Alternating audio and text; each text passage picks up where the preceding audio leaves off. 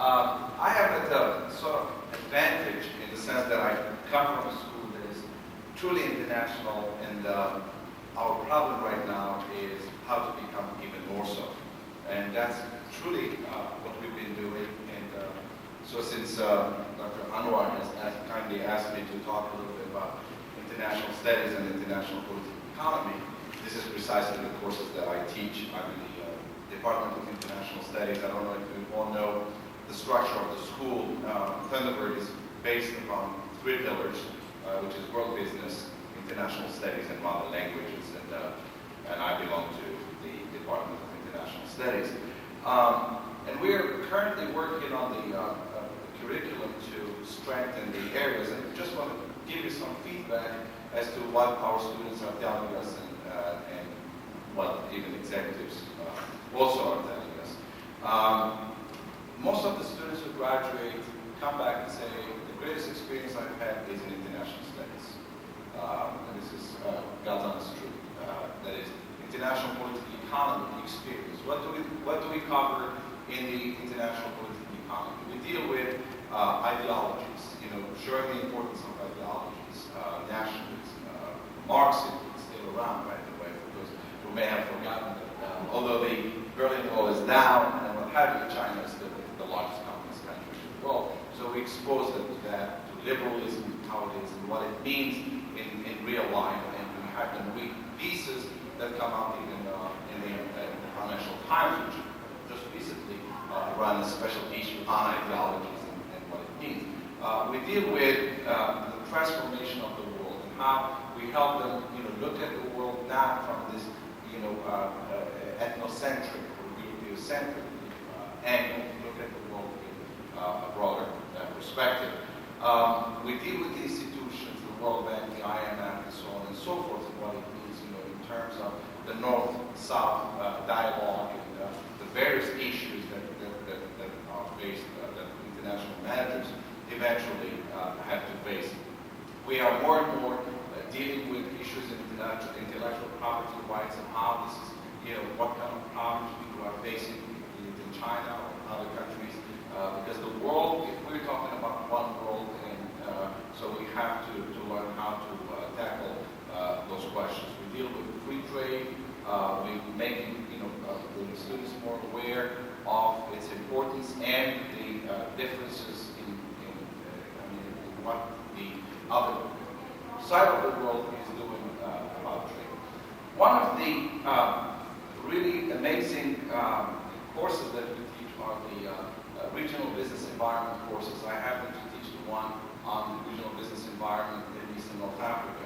And you'd be amazed of how there's more and more interest because initially when students sit in classes, or I'm talking about regional business environment, Middle East and North Africa, the same applies, for instance, to Sub-Saharan Africa. I have a colleague who is from the region and knows the region very well, and now we're doing programs in South Africa and so on, and we have programs in the Middle East as well.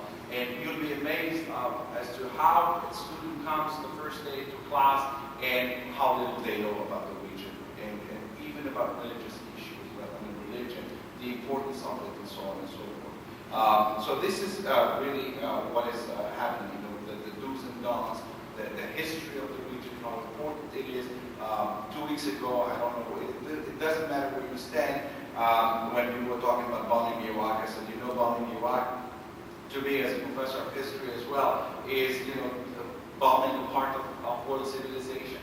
This is, one of the cradles of, what we call the cradle of civilization that started in Iraq. So regardless of who is in power there, it's a piece of the world that belongs to all of us, and it's really important that it opens the eyes of people. In terms of other, I would not call them functional, but more international aspects, I am so happy to report that in terms of executive education, the number of solicitations that come to us now from various companies, major companies, and I'm doing a lot of it. I teach cross-cultural communications and I teach cross-cultural business negotiations, and you'd be amazed at how much demand there is now, to the point where we say, I can't, it's good pay, but I cannot do it because it takes so much time. So this is really, I see a need for internationalization in the programs, and I think that any school that has the possibility of pushing their deans to even encourage that even more, especially languages and all that. And since I don't want to monopolize, but I'd like to take the opportunity to tell you what personally I have done, and I'm very happy to have Mike and Dr. Anwar and Syed here, who are part of the journal of which I'm the editor. It's formerly the International Executive, which is now the Thunderbird International Business Review. And what I have told you today is, earlier, is part of what I want to have reflected here. That is, people with the experience overseas, it's becoming a little bit more, there's more, it's more of a forum now for international business practitioners.